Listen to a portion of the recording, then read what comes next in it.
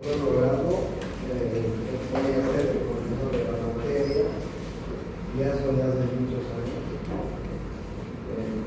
Vamos a esperar que llegue un poquito más de gente para que yo les pueda indicar cómo vamos a avanzar la materia este año y cómo va a ser el puntaje que yo voy a utilizar para calificar. Es bastante interesante, ya van a ver. El primer tema es estrés y enfermedad. Como ustedes saben, hoy en día la gente, las personas, los pacientes en general, tienen este problema tangible, ¿no?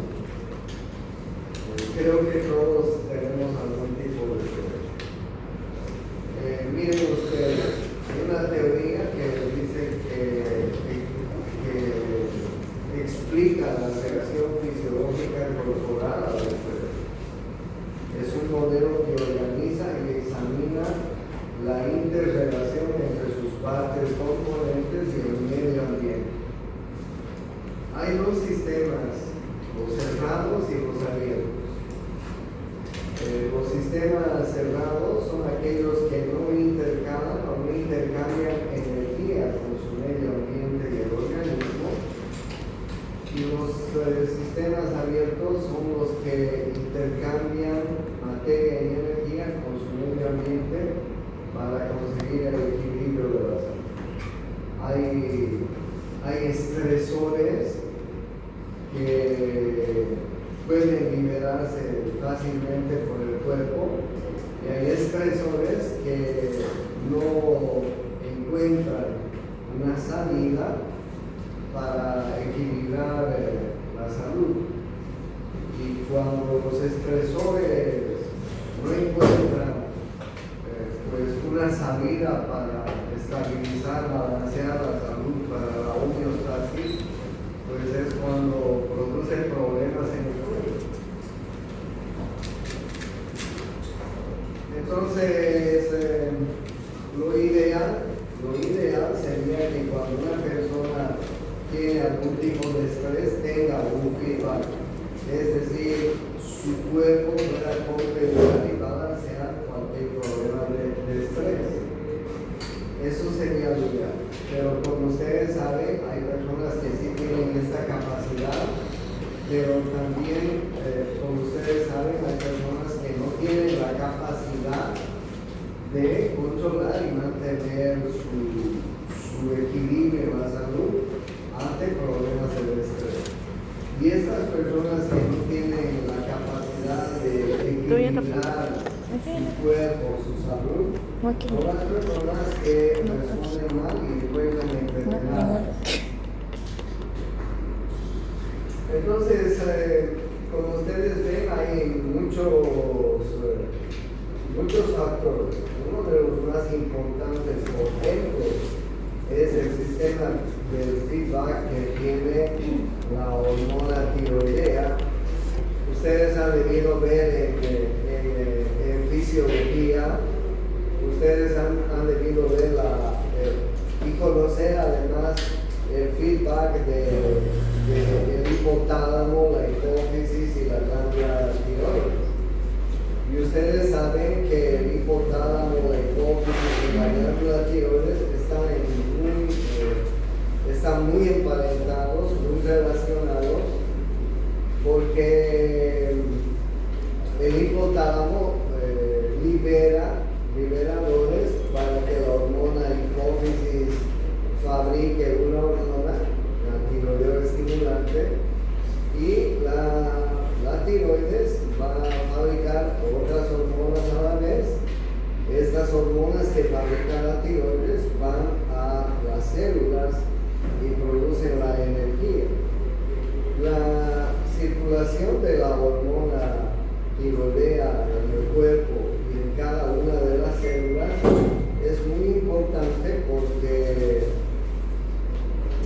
Porque la célula funciona ante tres sistemas para tener energía. Una son las hormonas tiroideas, otro es el azúcar y otro es el oxígeno.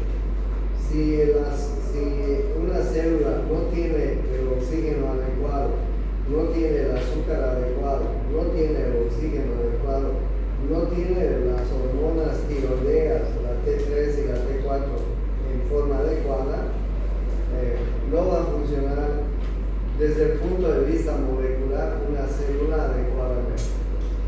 Y eso va a influir en el sistema de salud. Por eso es que cuando hablo del estrés,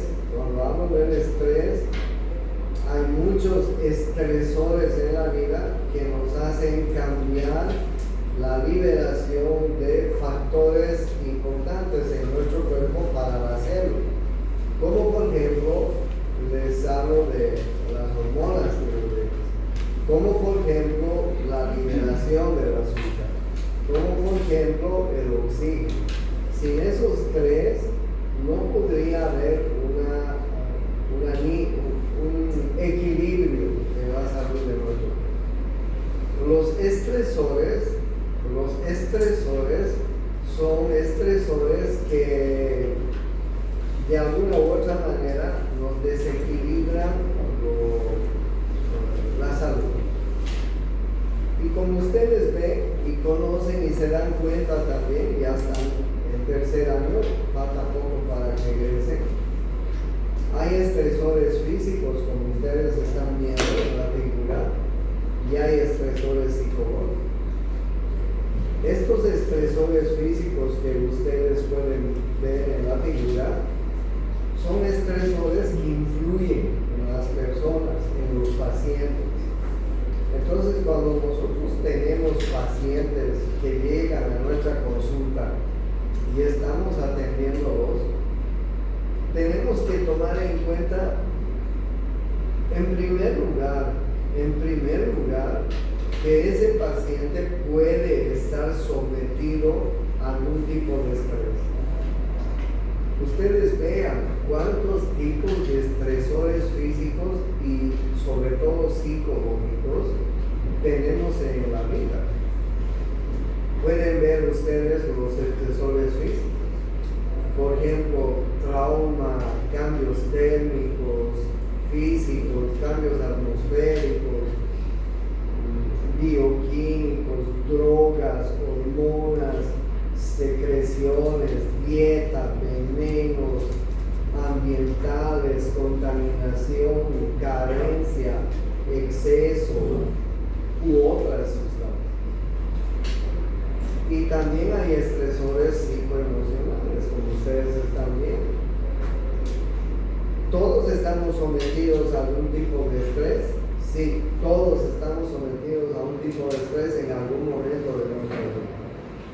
Ustedes mismos que son estudiantes, ven aquí, hey, ven ahí adelante. Ustedes mismos que son estudiantes, están sometidos a estrés con sus materias, con sus estudios, con todo lo que concierne a nuestro estudio. Entonces tienen presión emocional, tienen presión vocacional. Me encontraba el otro día con un joven que lo conocí casualmente y me contaba que él había estudiado hasta el segundo año porque hasta el segundo año le parecía muy bien la progresión, porque hasta entonces él podía interactuar con la teoría y la práctica en anatomías, en fisiologías, había mucha práctica. Cuando llegó al tercer año y comenzó a llevar fármaco y semio y las otras materias del tercer año, él vio que eran materias que solamente eran muy teóricas. Claro, ustedes se dan cuenta que van a ver ahora, ¿no? Fármaco, fisiopato, son muy teóricas y no hay práctica. Y eso le decepcionó al chico, porque el chico tiene habilidad manual. Y lo más raro de todo es que hizo un viraje de medicina y se fue a arquitectura. Sus padres obviamente lo putearon, ¿no? Imagínense a estar 2 años en la Católica estudiando medicina y que luego le diga a sus papás, ya no quiero. Y se vino a la Gabriela a estudiar arquitectura. Lo interesante es que ahora es un arquitecto muy conocido en el medio y además exitoso. Y hablábamos de este cambio que él tuvo. Entonces, vean ustedes cuántos estresores tenemos y tienen los pacientes. Fundamentalmente ustedes van a volverse con pacientes. Ustedes pueden ver que un trauma, un paciente traumatizado, un accidentado, etc., pues se enfrenta a estrés. Un paciente con alguna enfermedad se enfrenta a un estrés. Ayer mismo vi una mujer de 50 años con chikungunya, pero les prometo que en más de, creo que 30 años que soy médico, nunca había visto una persona que lloraba de tanto dolor. Le dolía absolutamente todo. No podía moverse, no podía pararse, no podía pisar, no podía nada. Nunca había visto, realmente me admiré de ver una persona con tanto dolor. Claro, si alguna vez han tenido fiebre, también nos cambia nuestra balanza. Si alguna vez han enfrentado alguna enfermedad, ustedes saben que eso cambia nuestro medio. Nosotros vemos a personas en la calle, drogadictos, cleferos, etc. Y vemos cómo cambian su personalidad y absolutamente toda su vida. El alcohol, vemos siempre a personas enfrentadas a esos problemas. Entonces fíjense ustedes cuánto cambia la dieta hoy en día. La dieta, qué importante. El sobrepeso es importante, la obesidad es importante. Ustedes saben que sí, de pronto se ha convertido en una epidemia mundial el síndrome metabólico. El síndrome metabólico es una epidemia mundial. Es una epidemia mundial. La obesidad, la hipertensión y la diabetes. Síndrome metabólico. Entonces, bien, vean ustedes a cuántos estresores estamos sometidos los seres humanos hoy en día. ¿Y ustedes creen que esto está relacionado con enfermedad? Por supuesto que sí. Por eso es que el primer tema de la materia es estrés y enfermedad. Y cuando ustedes tengan pacientes a los cuales estén haciéndoles una historia clínica, pues siempre piensen que este paciente puede estar enfrentándose a algún tipo de estrés. Eso es importante para el médico, para que sepa valorar cómo tiene que enfrentarse ante el paciente. Bueno, a veces se llaman estadios de serie. Les voy a dar una historia clínica ahora y ustedes van a averiguar estos diferentes estadios que nuestro cuerpo enfrenta para adaptarse al estrés. Alarma, resistencia y agotamiento. Cuando nuestro cuerpo ante un estrés prende las alarmas, pues trata de resistir a ese estrés que les hemos dado, cualquiera que puede ser. Finalmente puede llegar a un agotamiento y aparecer enfermedad.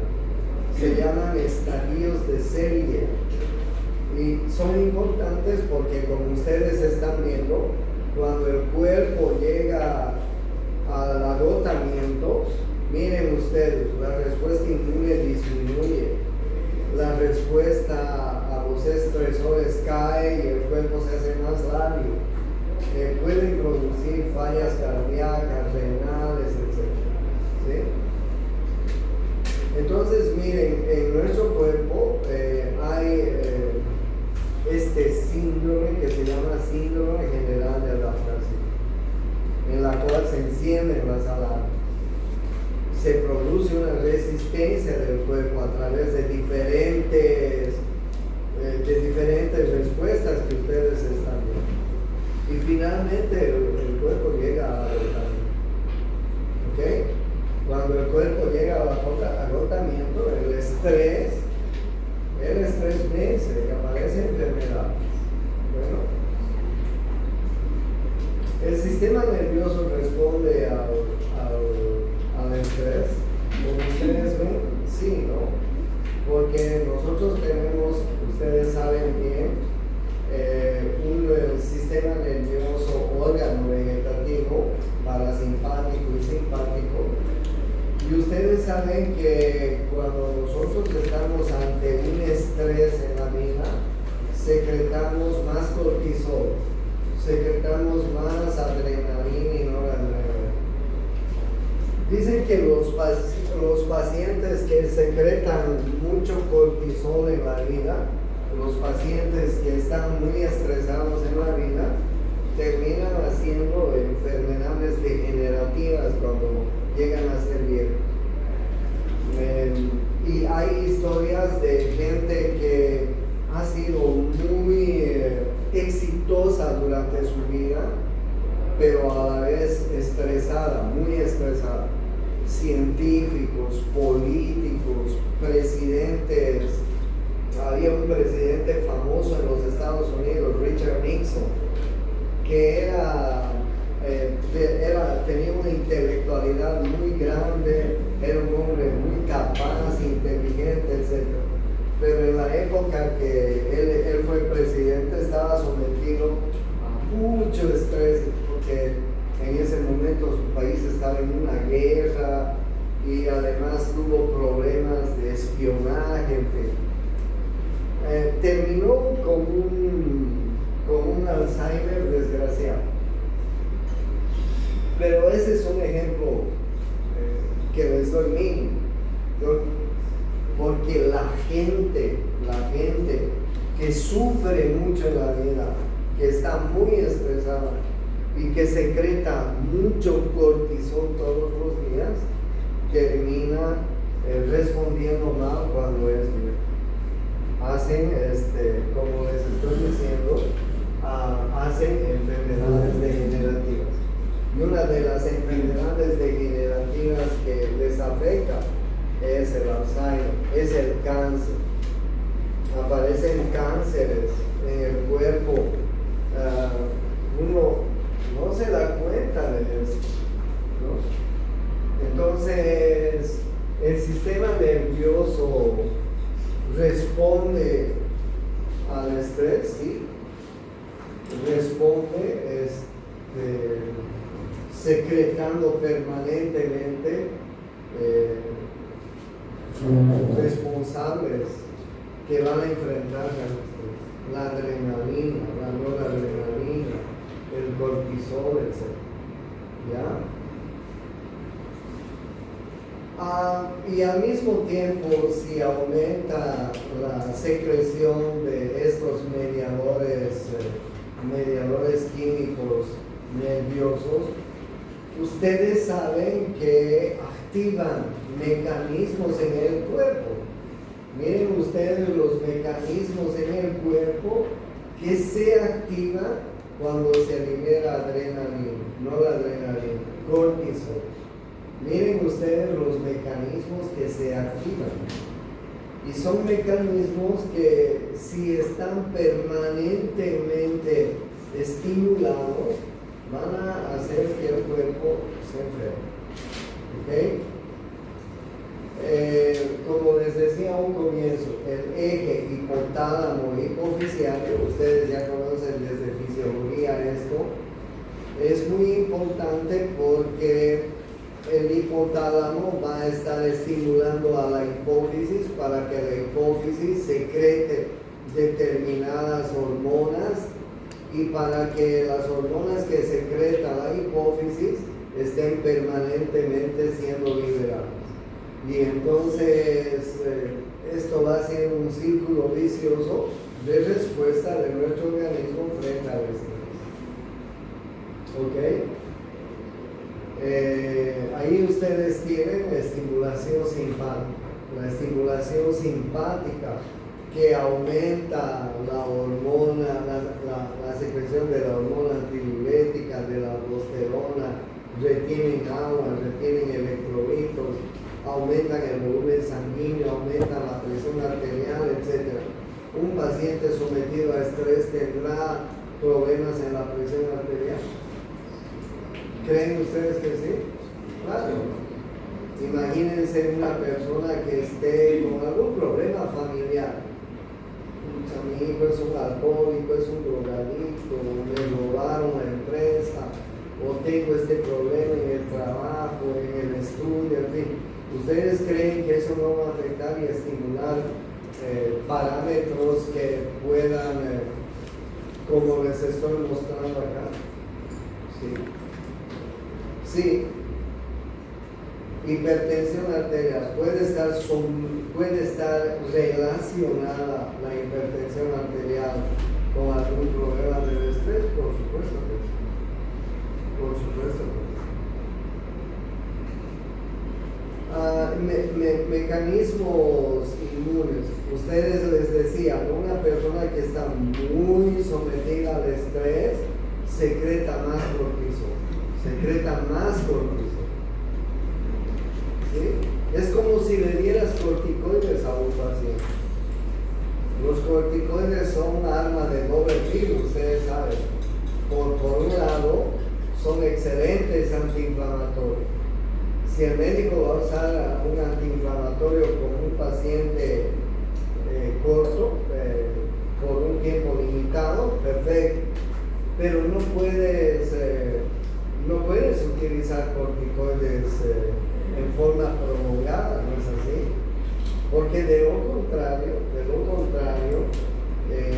si utilizas corticoides en forma prolongada, pues mira qué va a pasar con tu sistema inmune, va a disminuir. Por eso es que la secreción de cortisol con mucha intensidad, pues afecta en nuestro sistema inmune. Y claro, si disminuye nuestro sistema inmune, si disminuyen nuestros soldados del cuerpo, pues esto va a hacer de que nuestro cuerpo sea más lábil ante cualquier enfermedad. Imagínense si por el estímulo excesivo de cortisol disminuyen linfocitos, basófilos, eosinófilos, etc. Disminuye la activación de macrófagos, como ustedes están viendo.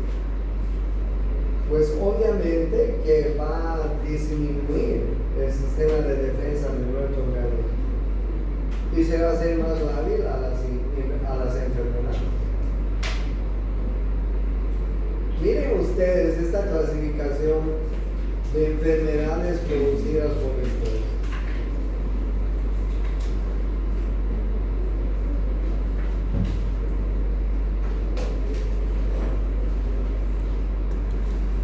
Si me han conocido antes, algunos han debido ser mi alumno, mis estudiantes en anatomía, tenía sobrepeso. En 3 meses he disminuido 24 kilos, pesaba 96 kilos, sin darme cuenta aumenté. Tuve un problema de artritis, me dolían mucho las manos, las articulaciones. Y comencé a tomar un medicamento que me dio la reumatóloga. Y este medicamento me calmaba el dolor de las manos. Me calmaba mi artritis, mis dolores. Y tomé el medicamento durante 4 años. Pero no le di importancia a un efecto colateral que tenía este medicamento, que producía ateromas en las coronarias. Hace unos 3 meses se me obstruyó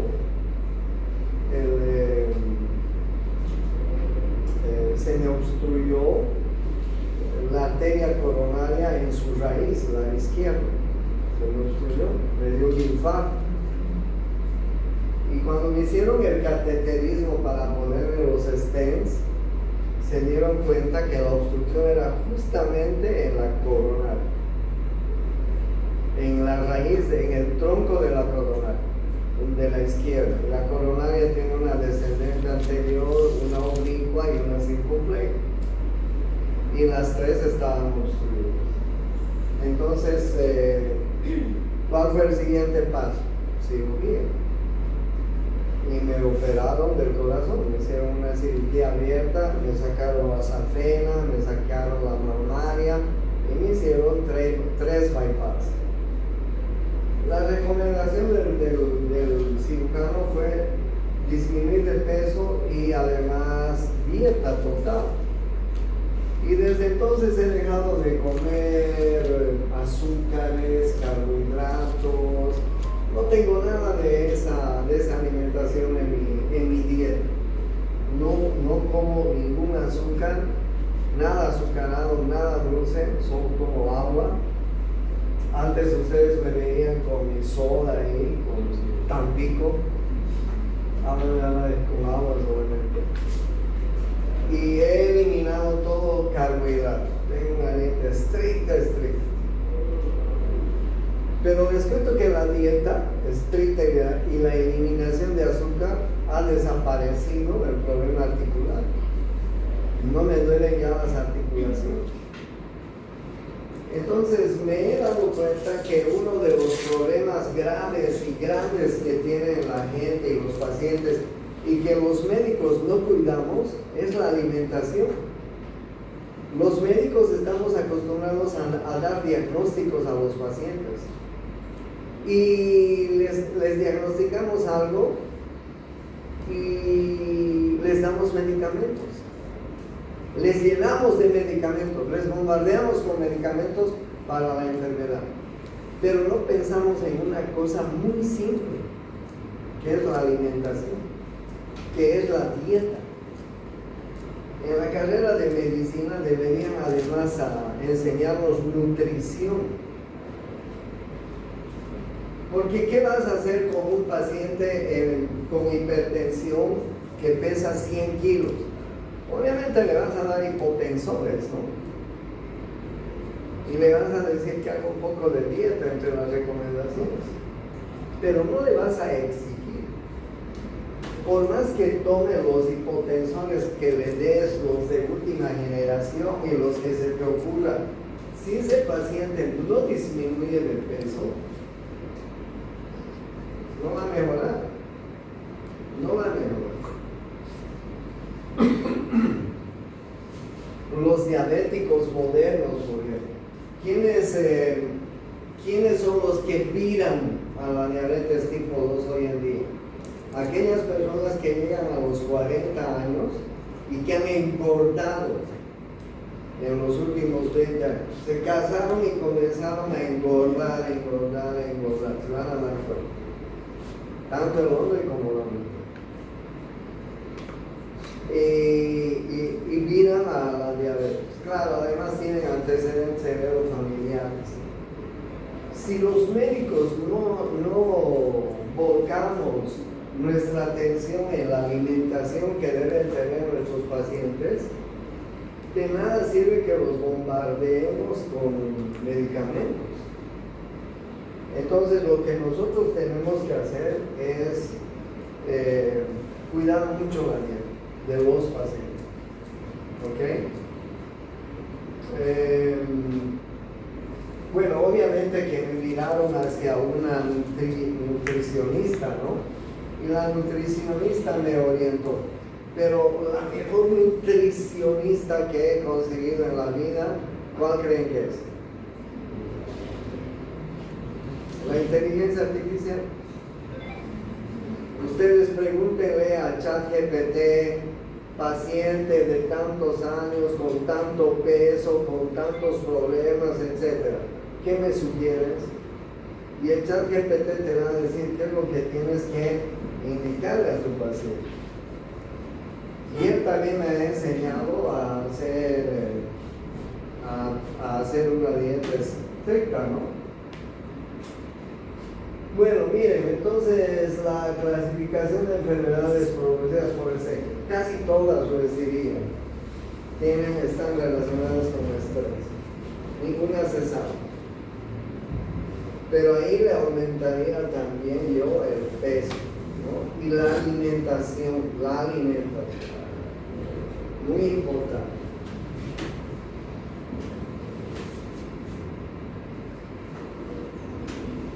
Bueno, entonces, como les estaba diciendo, nuestra orientación terapéutica tiene que estar dirigida a ustedes. Dentro de poco van a atender a pacientes, pero no se olviden, tienen que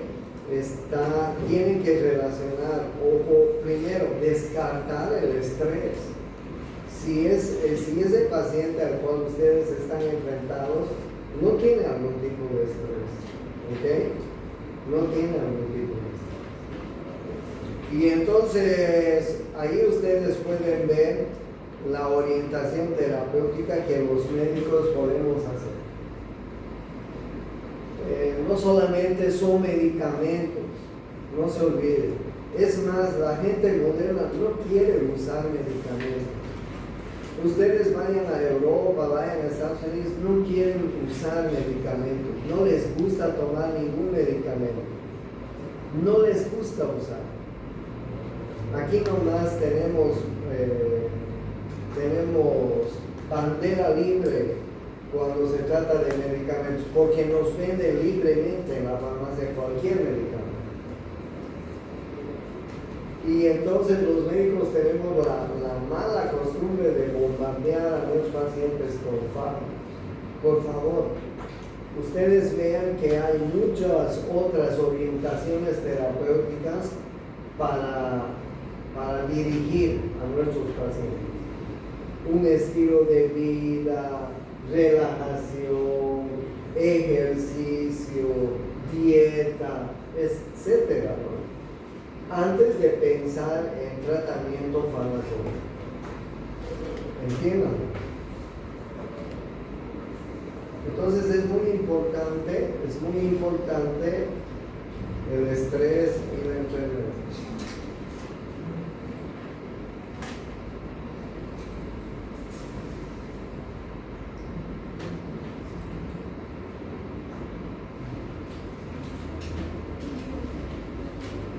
Bueno, el programa analítico les voy a mandar al WhatsApp, pero ustedes vean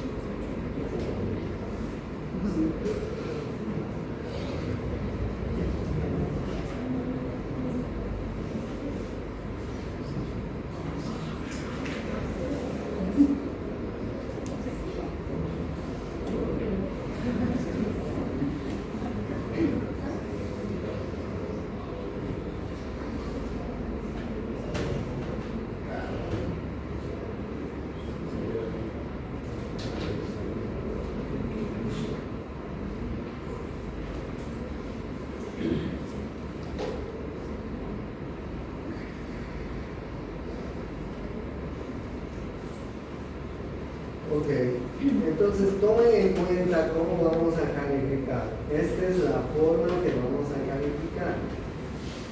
Los que no puedan venir a clases, cámbiense de grupo, por favor.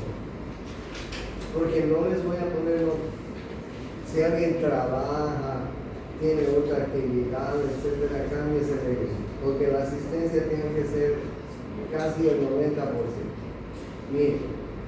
La participación, asistencia y exposiciones, porque ustedes van a exponer en cada clase 15%. ¿Ok? Los exámenes y pruebas que vamos a dar, 50%. Creo que hay 5 o 6 exámenes que vamos a dar. Después de cada tema damos un examen. o sea, después de cada grupo de temas, ¿no? Por ejemplo, el primer tema es estrés, inflamación, dolor, temperatura, edema. Después de eso damos el primer examen. El segundo tema es cardiocirculatorio, todas las enfermedades relacionadas con cardiocirculatorio, examen. El tercer tema es respiratorio, examen. El cuarto tema digestivo, examen. Neurología, examen. ¿Ok? Para no hacer muy extensa y tomarles de muchos temas, de cada tema vamos a dar un examen. Entonces vamos a tener 5 o 6 creo parciales y van a valer 50%. Bueno, las exposiciones y exámenes cortos que vamos a dar alguna vez van a valer 20%. Ustedes tienen que exponer en cada clase, tienen que hacer trabajos de investigación, ¿ok?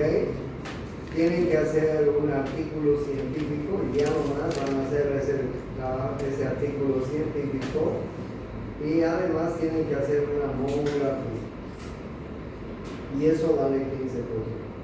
O sea, ustedes tienen muchas posibilidades de aprobar la materia porque 50% de la materia está concentrada en la participación, asistencia y exposiciones que van a dar ustedes en los exámenes cortos que les voy a tomar y en los trabajos de investigación que deben hacer. ¿Ok? Para el primer parcial ya tienen que hacer un artículo científico. Que les voy a dar luego. O sea, en cada clase me voy a dar la molestia de pasar lista. Hoy no voy a pasar la lista, ustedes están llenando, pero en cada clase voy a pasarme la molestia de 10 minutos y pasarlos. ¿Ok?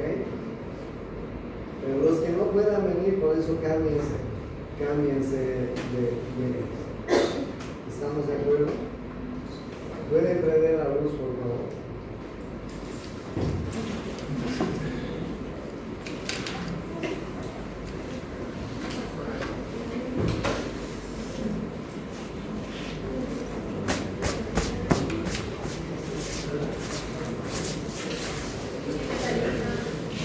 Les voy a dictar una historia en fin.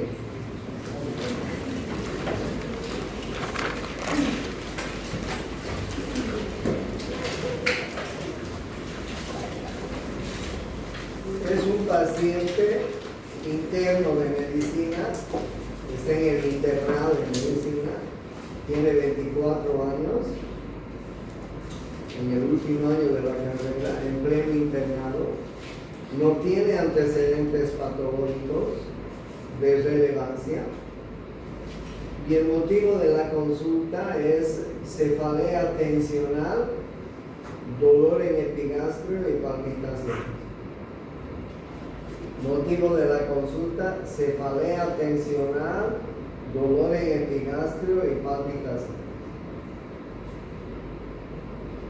Enfermedad actual. El paciente refiere que desde hace 3 meses presenta un cuadro de presión emocional y vocacional. El paciente refiere que desde hace 3 meses presenta un cuadro de presión emocional y vocacional intensa, debido a las largas jornadas de guardia y estudio.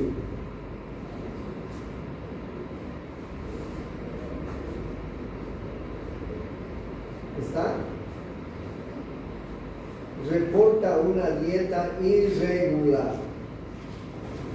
No tiene tiempo para comer, a veces. Y exceso de café. y comida rápida.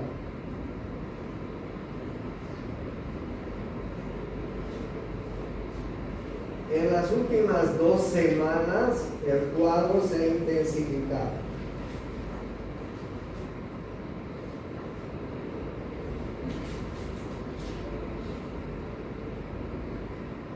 Aumento de la frecuencia cardíaca y sensación de latidos fuertes en el pecho. Aumento de la frecuencia cardíaca y sensación de latidos fuertes en el pecho. Dolor en la boca del estómago, en el epigastrio.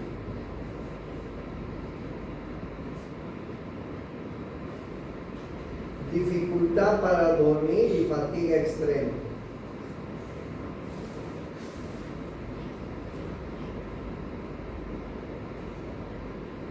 Presenta un cuadro gripal que no mejora desde hace 10 días.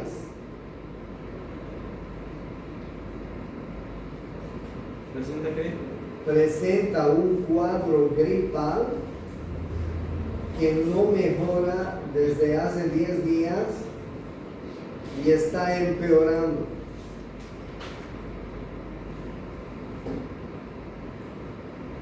Examen físico.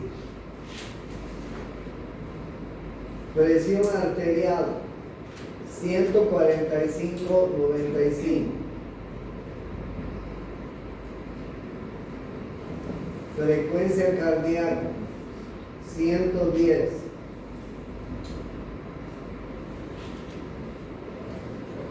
Piel fría y pálida.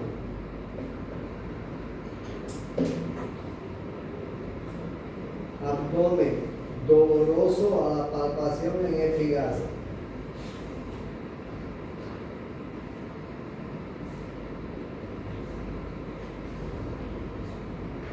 Preguntas. Diagnóstico probable. Diagnóstico probable.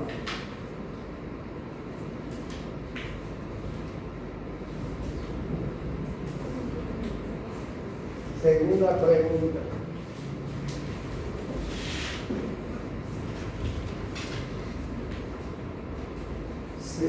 Indique cuál es la teoría de los sistemas según el modelo de Bullock.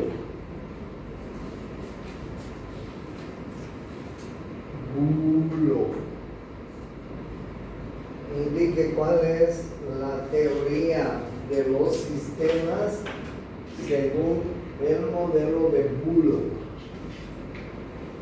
Siguiente pregunta. Identificación de estresores.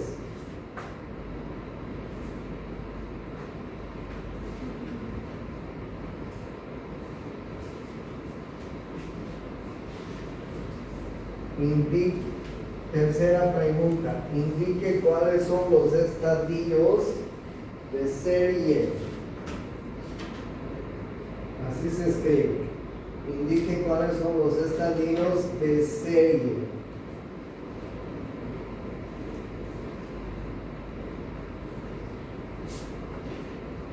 Indique el eje neuroendocrino que estará alterado en el paciente.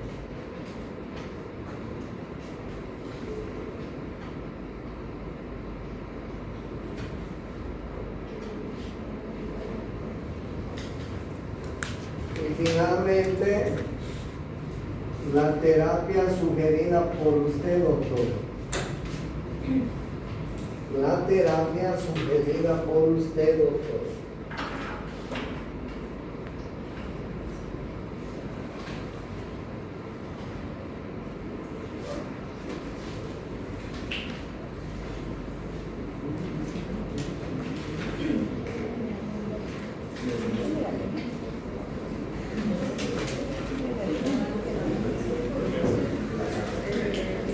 Yo les he preparado unos flash memory donde están ahí, hay unos 10 libros de fisiopatía y medicina interna.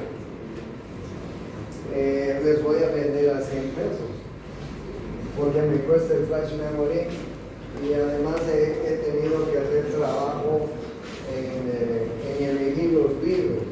Ahí van a escoger, van a encontrar una serie de libros de fisiopatía y medicina interna que les va a servir en todo el año y los cuales vamos a utilizar, porque no se olviden cómo vamos a avanzar la materia. Ustedes van a tener que tener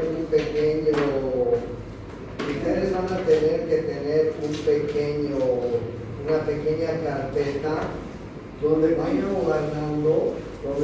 guardando los trabajos que yo les estoy haciendo, y que les estoy dando. Ustedes me tienen que entregar este trabajo la siguiente clase, el día jueves, ¿ok? Y el jueves les voy a dar trabajos de exposición. Para el jueves necesito que hagan grupos de a 3 personas por afinidad y me los vayan mandando al WhatsApp, al grupo de WhatsApp. 3 personas por grupo, ¿ok? Por afinidad. Y me vayan mandando al grupo. Para que yo desde la próxima semana, ustedes les dé trabajos esta semana, y desde la próxima semana en cada clase voy a destinar 15 minutos para que el grupo seleccionado tenga que exponer, ¿ok? Yo voy a dar la clase unos 20, 30 minutos y el grupo seleccionado tiene que exponer durante 15 minutos. ¿Todos conocen mi óptica? Sí, al frente del colegio. Ahí pueden recoger a partir de mañana esto, ¿ok? ¿Alguna pregunta tienen? Disculpa, doctor, ¿los trabajos va a ser digital o a mano para presentación? Como quieras, si quieres en piedra, en cera, como quieras. ¿Ok? Bueno, entonces tengan en cuenta cómo voy a evaluar hoy en día. Estoy cambiando la forma de evaluación y esa forma de evaluación es una forma de evaluación bastante importante porque les va a ayudar a ustedes a ser participativos en la materia. No solamente que yo dé las clases. Bueno, y la otra cosa, para el primer parcial todos ustedes tienen que tener un artículo científico sobre una patología que yo ya les hablé. ¿Ok? Vamos.